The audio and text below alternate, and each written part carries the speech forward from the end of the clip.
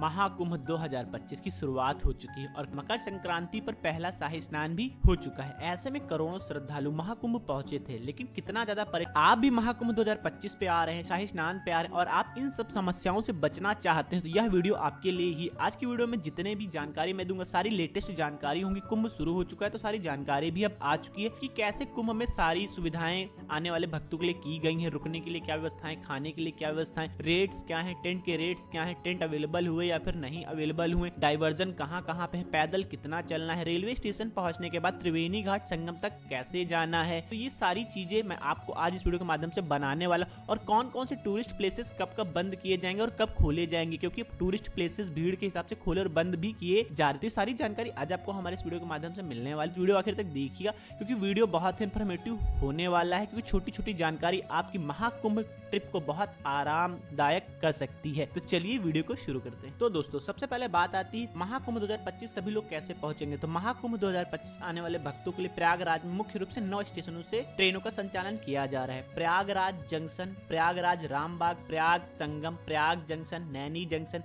Prayag Chheoki junction, Rambagh junction, Phaphamau, Jhusi. तो इन स्टेशनों से आने वाले भक्तों को ट्रेनों का संचालन किया जा रहा है। यहाँ पे कंफ्यूजन कल भी बहुत ज्यादा लोगों को देखने को मिला वापसी के समय, कि वहाँ पे जिन लोगों को प्रयागराज जंक्शन रेलवे स्टेशन जाना था वो प्रयाग जंक्शन पहुंच गए और जिनको प्रयाग जंक्शन जाना था वो प्रयागराज जंक्शन पहुंच गए। तो भाई कंफ्यूजन मत पालिएगा। अगर आप हमारा वीडियो देख रहे हैं, मैं फिर एक बार कंफर्म कर दूं, वहाँ पे 3 रेलवे स्टेशन एक ही नाम के, प्रयागराज जंक्शन अलग रेलवे स्टेशन है, प्रयाग जंक्शन अलग रेलवे स्टेशन है, प्रयागराज संगम अलग रेलवे स्टेशन है। तो प्रयागराज संगम रेलवे स्टेशन की ट्रेनें जो है वो शाही स्नान वाले दिन नहीं चलेंगी। शाही स्नान के 2 दिन पहले और 2 दिन बाद तक प्रयागराज संगम से आपको ट्रेन ना आने के लिए और ना ही जाने के लिए मिलेगी। तो इसमें आपको प्रयाग जंक्शन पे ही उतरना पड़ेगा। और जब आप बुकिंग करने जाएंगे IRCTC की वेबसाइट पर तो वहाँ पे आपको प्रयाग जंक्शन देखने को शो नहीं हो रहा है। तो वहाँ पे सिर्फ प्लेन प्रयाग आपको देखने को मिलेगा। तो प्रयाग जंक्शन के लिए आपको टिकट की बुकिंग कर लेनी है। तो ये कंफ्यूजन आपको बिल्कुल भी नहीं पाना है, तीनों स्टेशन अलग अलग हैं। तो ये तो बात हो गई प्रयागराज आपको कैसे आना है। तो अगर आप बाई ट्रेन आ रहे हैं तो आप किसी भी स्टेशन पे आएंगे। अब स्टेशन पहुंचने के बाद सबसे बड़ा सवाल आता है कि आप त्रिवेणी संगम तक कैसे जाएंगे। तो त्रिवेणी संगम तक जाने की 2 कंडीशन है कि आप महाकुंभ 2025 कब आ रहे हैं। अगर आप शाही स्नान पे आ रहे हैं तो फिर आपको अलग तरीके से जाना है। अगर आप नॉर्मल के दिनों में आ रहे हैं तो फिर आप अलग तरीके से जाना है। तो उससे पहले मैं एक बार आपको फिर याद दिला दूं कि शाही स्नान कब कब है। तो दोस्तों शाही स्नान में 14 जनवरी मकर संक्रांति का पहला शाही स्नान हो चुका है। अभी मुख्य रूप से 2 शाही स्नान पड़ने वाले। 29 जनवरी 2025 मौनी अमावस्या का शाही स्नान पड़ने वाला है, कि जिस दिन बहुत ज्यादा भीड़ होने वाली, सबसे ज्यादा भीड़ आपको शाही स्नान मौनी अमावस्या पे ही देखने को मिलेगी। इसके बाद 3 फरवरी को फिर से बसंत पंचमी पे शाही स्नान पड़ेगा। तो अभी मुख्य रूप से 2 शाही स्नान बचे हुए हैं। और नॉर्मल स्नान की बात करें तो नॉर्मल स्नान में अभी 12 फरवरी 2025 माघी पूर्णिमा का स्नान बचा है और 26 फरवरी 2025 महाशिवरात्रि का नॉर्मल स्नान बचा हुआ। तो 2 शाही स्नान अभी बचे, 2 नॉर्मल स्नान अभी बचे हुए। तो सबसे पहले बात करते हैं, क्योंकि शाही स्नान पे बहुत ज्यादा लोग पहुंचते हैं, तो शाही स्नान पे अगर आप आएंगे तो कैसे आपको त्रिवेणी घाट संगम तक जाना है। तो आप किसी भी रेलवे स्टेशन पे उतरेंगे, तो चाहे प्रयाग जंक्शन हो, प्रयागराज हो, झूसी हो, नैनी हो, इन सभी रेलवे स्टेशन से उतरने के बाद भाई अगर आप शाही स्नान वाले दिन आते हैं तो लगभग आप ये मान के चलिए कि आपको पैदल ही त्रिवेणी संगम तक जाना पड़ेगा। भाई कहीं भी आपको कोई भी व्यवस्थाएं नहीं मिलने वाली। जितना भी आपको दिखाया गया था कि फ्री में शटल बसें चलेंगी, ई रिक्शे मिलेंगे, भाई तो ये सारी जानकारी जो अभी तक मैंने दी थी वो नाकाफी हुई। भाई शाही स्नान वाले दिन इतनी ज्यादा भीड़ थी कि गवर्नमेंट की तरफ से ना बस चलाई गई ना ई रिक्शा चलाया गया। तो वहाँ पे ये सारी समस्याएं भी देखने को मिली। तो अगर आप पैदल चल सकते हैं भाई ना 10 से 15 किलोमीटर आना और जाना, तभी आप शाही स्नान वाले दिन अपनी ट्रिप प्लान करिएगा। अन्यथा आप महाकुंभ 2025 नॉर्मल के दिनों में आके भी स्नान कर सकते हैं। भाई पुण्य समान रूप से ही मिलता है। बस एक चीज ये है कि लोगों के दिमाग में भरी हुई कि नहीं हमको शाही स्नान पे स्नान करना है, और भीड़ इतनी ज्यादा होती भाई कि वहाँ लोग रो रहे थे, परेशान हो रहे थे, अपनों से बिछड़ रहे थे। भाई सोचिए, तो ये सारी दिक्कतों का सामना भी करना पड़ रहा था शाही स्नान पे जो लोग आए थे स्नान करने के लिए। इसीलिए मैं एक बार फिर आपको सजेशन दे रहा हूँ कि आप कोशिश करिए नॉर्मल के दिनों में आइए, आराम से स्नान करिए, पुण्य भाई सब बराबर मिलने वाला है। तो ये सबसे अच्छा तरीका रहेगा आप अगर महाकुंभ 2025 आ रहे हैं। और अगर आप नॉर्मल के दिनों में पहुंचते हैं, शाही स्नान नहीं करने हैं, आपको नॉर्मल के दिनों में आना है, तो नॉर्मल के दिनों में भाई आप किसी भी रेलवे स्टेशन से उतरेंगे तो वहां से आपको लगभग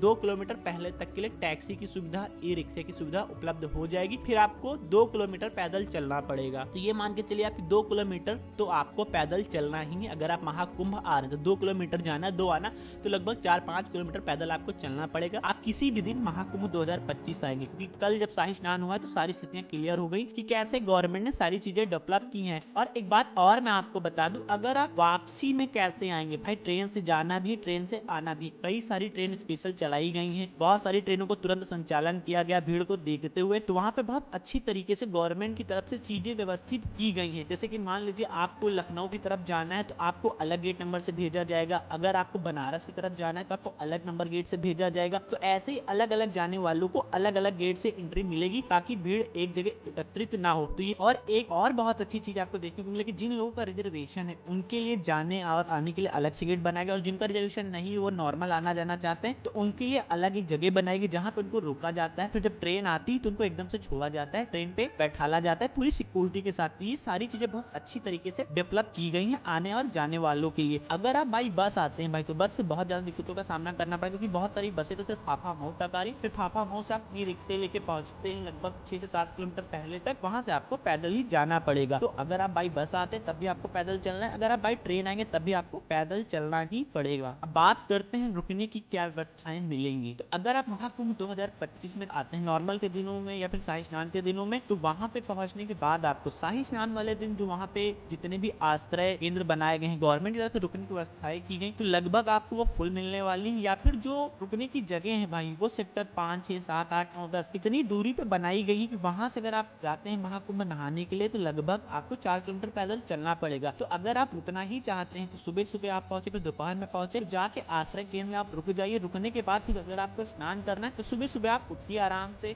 3 बजे 4 बजे जाके स्नान करिए। स्नान करने के बाद अगर आपको टूरिस्ट प्लेसेस विजिट करने हैं वो आप विजिट करिए दिन भर, और फिर वापसी के लिए आपकी ट्रेनों को 2 घंटे पहले आप त्रिवेणी संगम क्षेत्र से बाहर निकलिए और मेला क्षेत्र से बाहर निकल के आप स्टेशन की तरफ पहुंच, क्योंकि भीड़ बहुत ज्यादा है भाई। तो त्रिवेणी संगम से रेलवे स्टेशन पहुंचने में भाई 2.5 से 3 घंटे तक का समय लोगों को लगा है पहले स्टैंड पर, इसलिए मैं बता रहा हूँ 2.5 3 घंटे पहले आपको त्रिवेणी घाट संगम छोड़ देना है। और टैक्सी की व्यवस्था, ई रिक्शे की व्यवस्था भाई वापसी में भी आपको नहीं मिलने वाली, आपको पैदल ही रेलवे स्टेशन तक जाना पड़ेगा। क्या हो सकता है 2-2.5 किलोमीटर के लास्ट की जो डेस्टिनेशन बचती है उसके लिए आपको ई रिक्शे की सुविधाएं उपलब्ध हो जाए, लेकिन वो लोग भी बहुत अच्छे से भाई जो लोग आ रहे हैं ना उनको लूट रहे थे। मतलब जहाँ का चार्ज 50 रुपए पड़ता है भाई वहाँ आपको 200 रुपए 250 रुपए देना पड़ेगा। और एक स्कैम भी देखने को मिला कल आपको, वहाँ पे बाइक राइड से लोग, ओला जैसे चलता है वैसे ही प्राइवेट लोग वहाँ पे आराम से लोगों को लेके आ रहे थे, लेके जा रहे थे। तो वहाँ पे जो चार्जेस मांग रहे थे भाई वो 250 रुपए 300 रुपए 400 रुपए 500 रुपए, तो ऐसे भी ये लोग चार्ज कर रहे थे और इस पे किसी का ध्यान नहीं गया भाई। लेकिन इस पे गवर्नमेंट का ध्यान भी जाना चाहिए, लोगों को इसका विरोध भी करना चाहिए कि 5 किलोमीटर के लिए गरीब आदमी कहाँ से 200-250 रुपए देगा, 60 रुपए 70 रुपए तो समझ में आता है, लेकिन इतना महंगा चार्ज देने की जरूरत नहीं है। इससे अच्छा भाई 2 किलोमीटर पैदल और चले जाए, आप 10 किलोमीटर चलेंगे जहाँ आप 2 किलोमीटर और चले,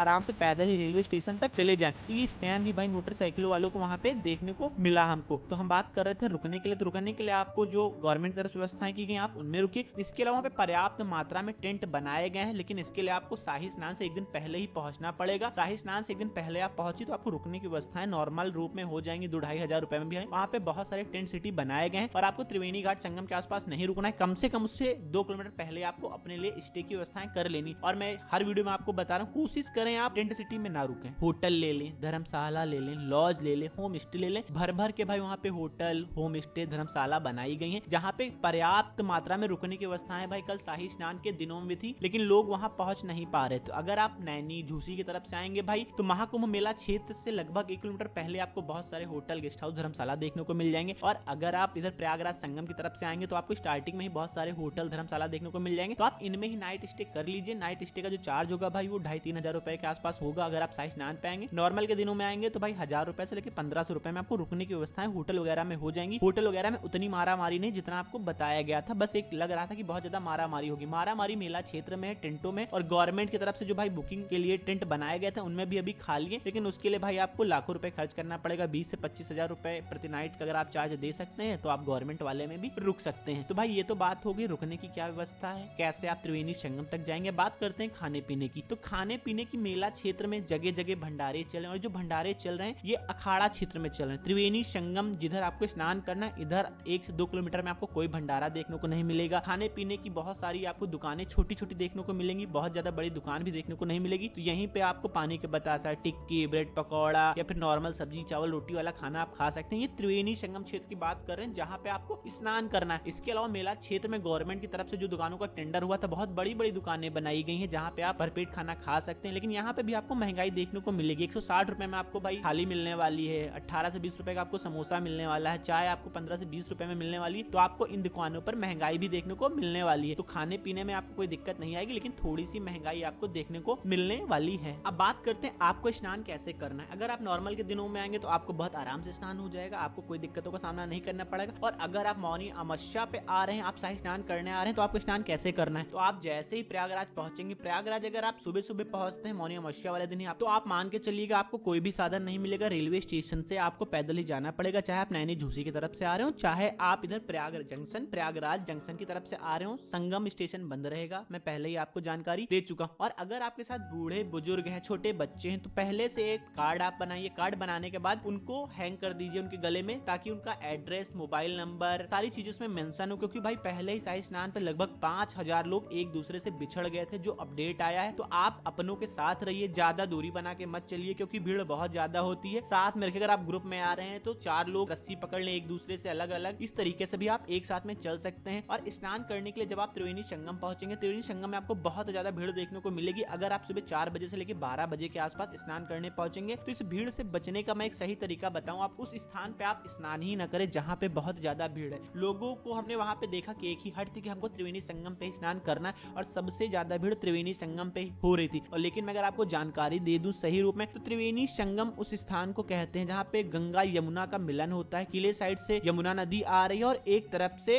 गंगा नदी आ रही, और उस जगह पे भाई नाव वालों को भी बिल्कुल जाने नहीं दिया गया शाही स्नान वाले दिन। तो एक साइड ही स्नान किया है सबने। तो जिस साइड स्नान किया भाई, या तो गंगा नदी में करे या फिर वो यमुना नदी में कर रहे थे। तो सबसे अच्छा तरीका है, वहाँ पे बहुत जगह पे घाट बनाए गए हैं, बहुत जगह पे पक्के घाट बनाए गए हैं। तो भीड़ से बचिए, और आप नॉर्मल दिनों में आए या फिर शाही स्नान वाले दिनों में आए, आप इन स्थानों पे भी स्नान कर सकते हैं। भाई पुण्य बराबर मिलता है, कहीं कोई ये सब चीजें नहीं है जो बताई गई कि नहीं वहीं कहीं स्नान करेंगे तभी सब मिलेगा। कुंभ का अपना अलग पुण्य है। तो कुंभ में आप स्नान कर रहे हैं तो कुंभ में स्नान कर रहे हैं, और त्रिवेणी संगम क्षेत्र में स्नान कर रहे हैं। भाई उस पूरे क्षेत्र को ही त्रिवेणी संगम क्षेत्र कहा जाता है। आज वहाँ पे पानी कम कर दिया गया है गंगा यमुना नदी में, तो क्षेत्र छोटा हो गया है। नहीं, जब गंगा यमुना में बरसात के दिनों में बाढ़ आती है ना, तो पूरा क्षेत्र वो संगम का ही हो जाता है। तो उस पूरे क्षेत्र में आप कहीं भी स्नान कर सकते हैं। तो दोस्तों, स्नान करने के बाद कहाँ कहाँ आपको विजिट करने को मिलेगा। अगर आप शाही स्नान के दिनों में आएंगे तो भाई एक बड़ा अपडेट है कि लेटे हनुमान जी मंदिर जो त्रिवेणी संगम के पास में सबसे बड़ा धार्मिक स्थल है, इसको बंद कर दिया जाएगा। शाही स्नान वाले दिन लेटे हनुमान जी मंदिर में दर्शन नहीं होंगे। इसके अलावा नॉर्मल के दिनों में आपको दर्शन होंगे, और नॉर्मल स्नानों में भी आपको लेटे हनुमान जी मंदिर में दर्शन हो जाते हैं। तो लेटे हनुमान जी मंदिर में दर्शन नहीं होगा शाही स्नान, तो आप जाके अच्छे वट में दर्शन करिए। अच्छे वट में दर्शन करने के बाद आप जाके नागवासुकी टेम्पल में दर्शन कर सकते हैं। इसके अलावा अखाड़ा क्षेत्र में भाई आपको कई जगह पे, जैसे राम मंदिर बनाया गया है, वेंकटेश्वर स्वामी का मंदिर बनाया गया है, तो ये सारे मंदिर वहाँ पे बनाए गए हैं। तो आप अखाड़ा क्षेत्र जाके विजिट कर सकते हैं। हर वीडियो में मैं बता रहा हूँ कि आप अखाड़ा क्षेत्र विजिट करिए, क्योंकि जो चीजें आपको अखाड़ा क्षेत्र में देखने को मिलेंगी वो आपको कहीं देखने को नहीं मिलेंगी। बाकी आप कभी भी प्रयागराज आके सारे टूरिस्ट प्लेसेस कवर कर सकते हैं। और एक चीज, आपको प्रयागराज आना है तो आप सिर्फ एक नाइट का स्टे बनाइए, इससे ज्यादा आपको स्टे बनाने की जरूरत नहीं, क्योंकि आप प्रयागराज में भीड़ के चलते परेशान हो जाएंगे। और अगर आप महाकुंभ 2025 आ रहे हैं तो यहाँ पे ठंडा भी बहुत है, क्योंकि बहुत सारे गर्म प्रदेशों से लोग महाकुंभ पहुंचे, मैंने देखा, तो उनके पास व्यवस्थाएं नहीं थी। तो भाई आप यहाँ आते तो एक कम्बल अपने साथ कैरी जरूर करें, और पर्याप्त मात्रा में उलन कपड़े भी आपको अपने साथ रखना बहुत जरूरी है। और खाने पीने के लिए जो सूखा आइटम है वो भी आप अपने साथ रखिए, क्योंकि इतना पैदल चलना पड़ता है भाई कि आदमी परेशान हो जाता है। और इसीलिए इतना पैदल चलने के बाद बाकी के बचे टूरिस्ट भी लोग कवर नहीं कर पा रहे थे शाही स्नान वाले दिन। और नॉर्मल के दिनों में आप आते हैं, वहाँ पे बहुत सारी जगह है जो मैंने पहले वीडियो में बताई है। अलोपी देवी मंदिर बना हुआ है, नागवासुकी टेम्पल, अच्छे वट, लेटे हनुमान जी मंदिर, शिवालय पार्क,